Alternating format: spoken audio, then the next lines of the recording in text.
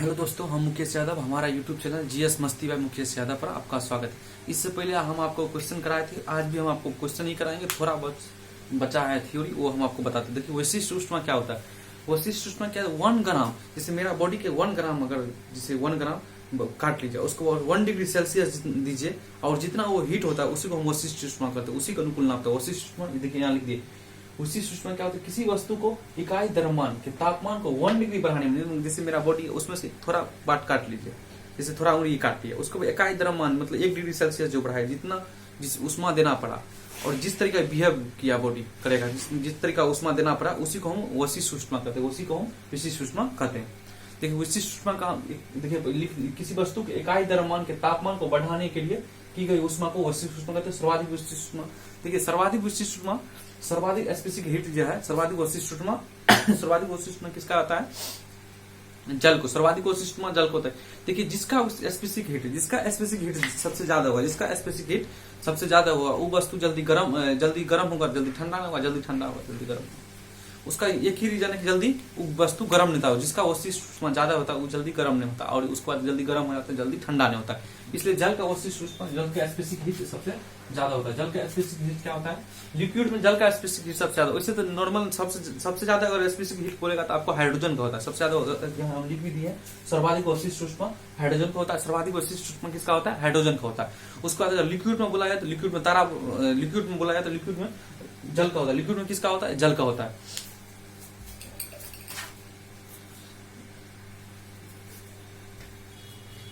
सबसे ज्यादा जो स्पेसिफिक हीट होता है किसका होता है? स्पेसिफिक हीट सबसे ज्यादा जल का होता है। लिक्विड सबसे ज्यादा उसे हाइड्रोजन का होता है। सबसे ज्यादा अगर आपको पूछेगा वो स्पेसिफिक हीट किसका होता है? सबसे ज्यादा वैशिष्ट ऊष्मा किसको होता है? हाइड्रोजन का होता है। अगर लिक्विड में पूछा जाता है सबसे ज्यादा जल में होता है। इसलिए देखिए जनरेटर जो होता है, जनरेटर में पानी को जो डाला जाता है, किस लिए जाता है? ज्यादा देर ठंडा रहे मशीन, इसलिए रेडिएटर में लिख दिए। देखिए रेडिएटर में ठंडा करने के लिए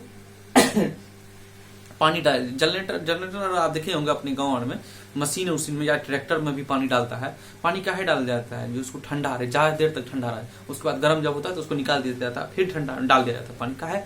स्पेसिफिक जो वैशिष्ट ऊष्मा, जिसका वैशिष्ट ऊष्मा ज्यादा होता है, उसका एक खासियत है कि वो जल्दी ठंडा नहीं होगा और जल्दी ठंडा, जैसे गर्म होगा तो जल्दी ठंडा नहीं होगा और जल्दी गर्म नहीं होगा, जल्दी ठंडा नहीं होगा और जल्दी गर्म नहीं होगा, दोनों उसका कंडीशन। इसलिए देखते होंगे कि जहीं कहीं किसी का चोट उठ लग गया तो सेकने उकने के लिए क्या करता है? पानी गर्म कर लिया जाता है, बोतल में डाल दिया जाता है और उसमें ढक्कन लगा देता है। काहे? भाई जानता है कि अब गाँव की लेडीज सब फिजिक्स नहीं पढ़ रहती है, फिर भी वो जानती है कि अब ये ठंडा जल्दी नहीं होगा, ताकि पानी जल्दी ठंडा नहीं होगा, गर्म होगा तो आपको बतेबे किए। उसके बाद वो उससे सेकते रहता है, उसके बाद बॉडी उठी के सेकता है और बहुत देर तक वो गर्म रह जाता है। वही कारण है स्पेसिफिक हीट का। आप देखिए कंसार समझते हैं? कंसार जहाँ भुजा भुजाता है, उसमें देखते होंगे भुजा का जैसे चावल उबल भुजना होता है, उसमें पहले बालू रहता है, बालू डाल देता है, उसके बाद बहुत तेजी से। कहा कि देखिए जिसका स्पेसिफिक हीट कम रहेगा, जिसका स्पेसिफिक हीट सबसे ज्यादा रहेगा, क्या होगा? वो जल्दी गर्म नहीं होगा। जिसका स्पेसिफिक हीट सबसे ज्यादा रहेगा वो जल्दी गर्म नहीं होगा, और जिसका स्पेसिफिक कम रहेगा वो जल्दी गर्म हो जाएगा, तुरंत फुर्ती से गर्म हो जाएगा और फुर्ती से ठंडा भी हो जाएगा। जिसका स्पेसिफिक हीट, जिसका वैशिष्ट ऊष्मा सबसे ज्यादा होगा वो जल्दी गर्म नहीं होगा, और जिसका वैशिष्ट ऊष्मा सबसे कम होगा वो जल्दी गर्म हो जाएगा। तो बालू को वैशिष्ट ऊष्मा क्या होता है? बहुत कम होता है। बालू को वैशिष्ट ऊष्मा बहुत कम होता है। बालू बहुत जल्दी गर्म हो जाता है। अब बालू बहुत जल्दी गर्म हो जाता है, उसके बाद बहुत जल्दी ठंडा हो जाता है। अब पानी में क्या होता है कि बहुत जल्दी गर्म नहीं होता है और जल्दी ठंडा भी नहीं होता है, जल्दी गर्म भी नहीं होता है, जल्दी ठंडा भी हो जाता है। मगर बालू में क्या खासियत होता है? कंसार वाली सब भुजा जो पूछते हैं, उसमें बालू काहे मिलाया जाता है कि बालू कुछ देंगे तो बहुत जल्दी गर्म हो जाएगा। अब बहुत जल्दी गर्म हो जाएगा तो उसको उतार देते हैं, ताकि भुजा निकालना रहता है। भुजा जैसे ही निकाले उसको उतारे क्या होता है? वो बहुत जल्दी ठंडा हो जाता है। तो जिसका वैशिष्ट ऊष्मा,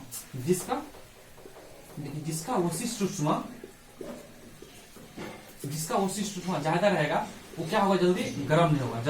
जल्दी क्या होता है? गर्म नहीं होता है। जल्दी गर्म नहीं, जिसका वैशिष्ट ऊष्मा ज्यादा रहता है वो जल्दी गर्म नहीं होता है, उसके बाद जल्दी ठंडा नहीं होता है। मगर जिसका वैशिष्ट ऊष्मा कम रहता है, वो जल्दी ठंडा हो जाता है और जल्दी गर्म हो जाता है। बालू का वैशिष्ट ऊष्मा बहुत कम होता है, बालू देखिएगा बहुत जल्दी गर्म हो जाता है। कभी कल धूप का महीना आप देखिएगा, धूप में जैसे रेगिस्तान साइड में जाइए, जहाँ सैनिक रेगिस्तान में राजस्थान में रहता है, वहाँ क्या करता है कि लावा जो मखान होता है, मखान फेंक देता है तो मखान ऑटोमेटिक फूट जाता है, मखान ऑटोमेटिक लावा हो जाता है, इतना टेम्परेचर होता है, और रात को वहीं पर टेम्परेचर बहुत कम हो जाता है। तो यही कारण है कि जिसका वैशिष्ट ऊष्मा ज्यादा रहता है वो जल्दी ठंडा नहीं होता है, और जिसका वशिष्ठ ऊष्मा जिसका वशिष्ठ ऊष्मा ज्यादा रहता है वो जल्दी ठंडा नहीं होता और जल्दी गर्म नहीं होता, जिसका वशिष्ठ ऊष्मा कम रहता है वो बहुत जल्दी ठंडा होता है, बहुत जल्दी गर्म नहीं होता। इसलिए समुद्र के किनारे नहीं ज्यादा ठंडा लगता है नहीं गर्मी लगता है। इसलिए मुंबई शहर जो समुद्र के किनारे वहां पर नहीं ज्यादा ठंडा लगेगा और नहीं ज्यादा गर्मी लगता है, यही रीजन है वशिष्ठ ऊष्मा के रीजन है। इतना तो आप समझ में हो गए। उसके बाद आप क्वेश्चन बस एक ही क्वेश्चन पूछता है कि वशिष्ठ ऊष्मा सबसे ज्यादा किसका होता है, लिक्विड में जल का होता है। उसके बाद पूछता है कि वशिष्ठ ऊष्मा गैस में हाइड्रोजन का होता है। उसके बाद बोला जाता है कि देखिए द्रव में सर्वाधिक वशिष्ठ ऊष्मा जल का होता है। जल में वशिष्ठ ऊष्मा 1 कैलोरी होता है। जल में जो वशिष्ठ ऊष्मा होता है 1 कैलोरी जल का जो वशिष्ठ ऊष्मा होता है 1 कैलोरी होता है। जल मिटाने वाला काम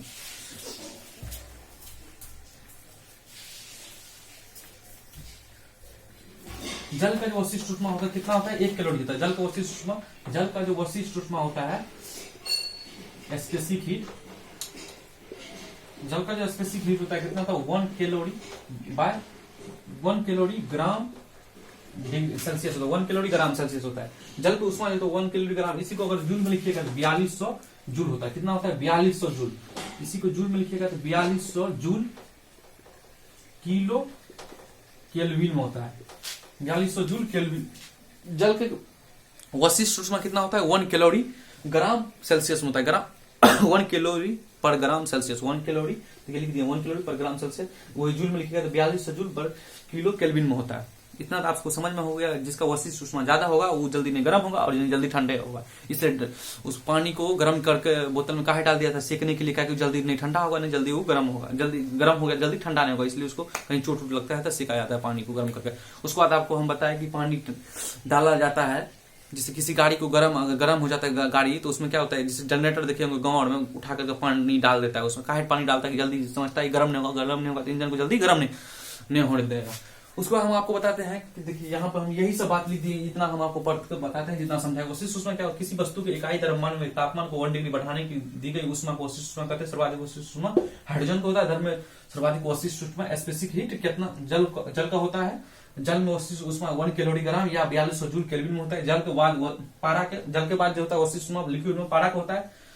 उसके बाद बताया बर्फ का वशिष्ठ ऊष्मा कितना होता है 1/2 हाफ कैलोरी होता है या 2100 जूल केल्विन किलो केल्विन होता है। उष्मा होने के कारण यह जल्दी गर्म नहीं होता है। वशिष्ठ ऊष्मा होने के कारण इसी कारण इसका प्रयोग इंजन के रेडिएटर में ठंडा करने के लिए किया जाता है। ठंडा प्रदेश में देखिए ठंडा प्रदेश में क्या होता है कि पानी रहेगा। पानी अभी जो है टेम्परेचर इतना कम बिहार साइड का टेम्परेचर है कि आपको जम्मू कश्मीर में तो अगर गाड़ी में या जनरेटर में जहां भी पानी डालते हैं वो तो जम जाएगा। तो उसके लिए क्या अलग से एक मिला दिया जाता है, इसको बोलते हैं एथिलीन ग्लाइकोल। इसको बोलते क्या एथिलीन ग्लाइकोल। यही क्वेश्चन पूछता है कि एथिलीन ग्लाइकोल इसको क्या बोलते हैं एथिलीन ग्लाइकोल। क्या मिलाया जाता है पानी में नहीं जमने के लिए, पानी में क्या मिलाया जाता है एथिलीन ग्लाइकोल। नहीं जमने के लिए पानी में क्या मिलाया जाता है एथिलीन ग्लाइकोल। नहीं जमने के लिए पानी में क्या मिलाया जाता है एथिलीन ग्लाइकोल। नहीं जमने के लिए पानी में क्या मिलाया जाता है एथिलीन ग्लाइकोल। नहीं जमने के लिए पानी में क्या मिलाया जाता है एथिलीन ग्लाइकोल। इसको हम एंटी फ्रीजिंग के रूप में मिलाते हैं। इसको हम क्या बोलते हैं एंटी फ्रीजिंग के रूप में मिलाया जाता है। इसका आप स्क्रीनशॉट लीजिए, सब ऊपर का होता है आपको।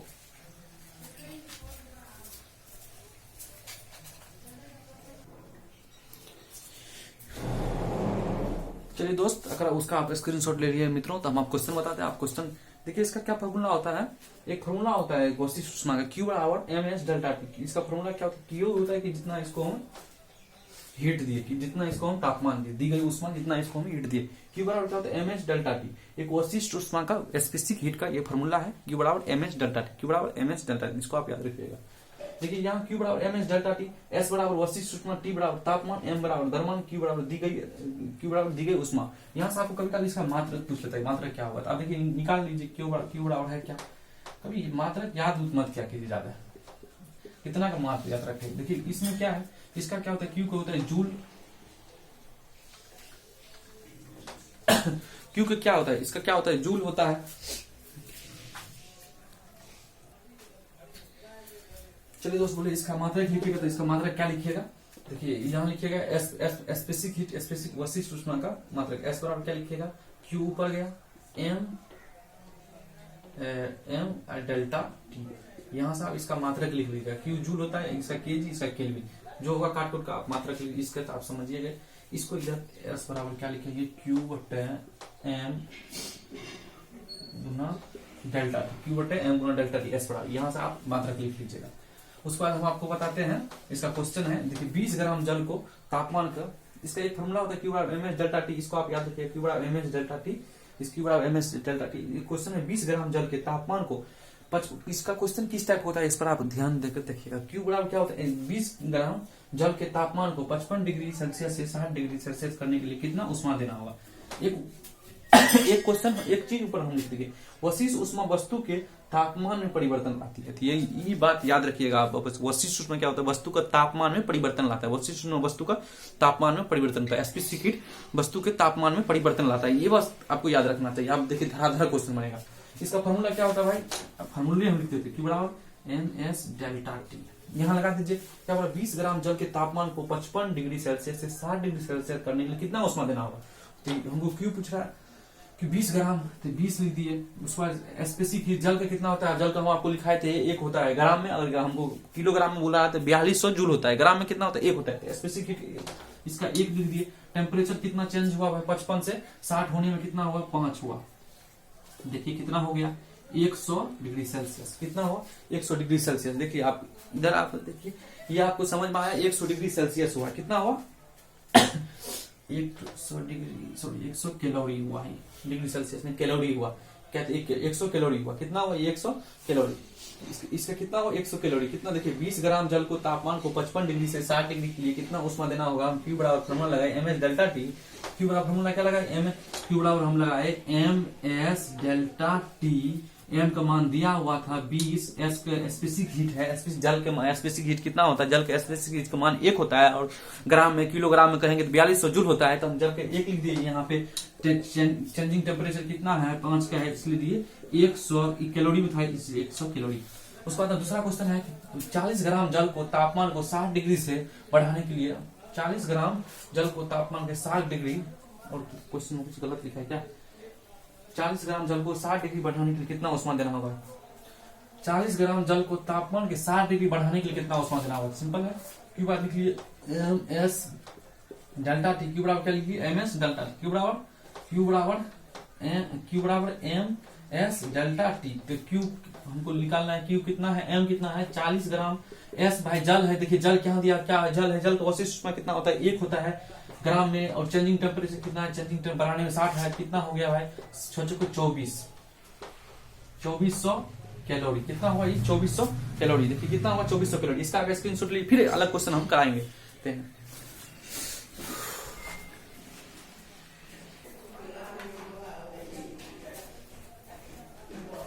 तो दोस्तों अगर आप वो क्वेश्चन समझ गए होंगे तो अब हम आपको बताते हैं। एक क्वेश्चन फिर लिखा है बर्फ पर। देखिए क्या लिखा है, 10 ग्राम बर्फ के तापमान को 8 डिग्री सेल्सियस बढ़ाने के लिए दी गई उष्मा कितना होगा।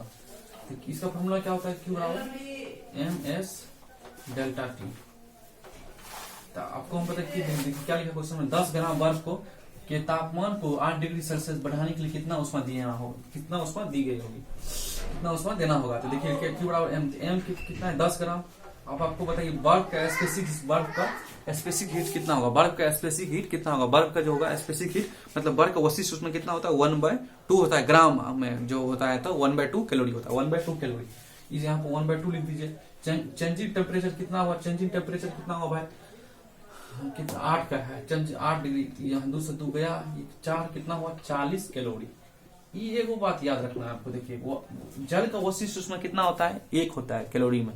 उसके बाद बर्फ में कितना होता है, हाफ होता है कैलोरी में। बस ये बात। दूसरा होता है लेटेंट हीट। आपको हम बताए तो वशिष्ठ उष्मा क्या होता है, स्पेसिफिक हीट क्या होता है, चेंजिंग टेम्परेचर को होता है। क्या होता है इसमें टेम्परेचर चेंज होता है। इसका क्वेश्चन बनाना होगा, आप क्या दिखेगा, चेंजिंग टेम्परेचर बढ़ाएगा घटाएगा जो करेगा, यहाँ लिखा देखिए बढ़ाने के लिए चेंजिंग टेम्परेचर जिसमें क्वेश्चन में दिया रहेगा वो स्पेसिफिक हीट का क्वेश्चन आएगा। स्पेसिफिक हीट का क्वेश्चन मतलब वशिष्ठ उष्मा का क्वेश्चन है। उसके बाद हम आपको गुप्त उष्मा, गुप्त उष्मा क्या, किसी वस्तु का अवस्था में परिवर्तन के लिए, जैसे बर्फ है उसको जल बनाना है तो गुप्त उष्मा देना होगा, जैसे जल है उसको वाष्प बनाना होगा तो गुप्त उष्मा देना होगा। किसी वस्तु की अवस्था में किसी वस्तु की अवस्था में परिवर्तन के लिए जो उष्मा देना होता है उसे हम गुप्त उष्मा कहते हैं। किसी वस्तु की अवस्था में परिवर्तन के लिए जो उष्मा देना होता है उसे हम गुप्त उष्मा कहते हैं। गुप्त उष्मा फॉर्मूला होता है क्यू बराबर एम एल।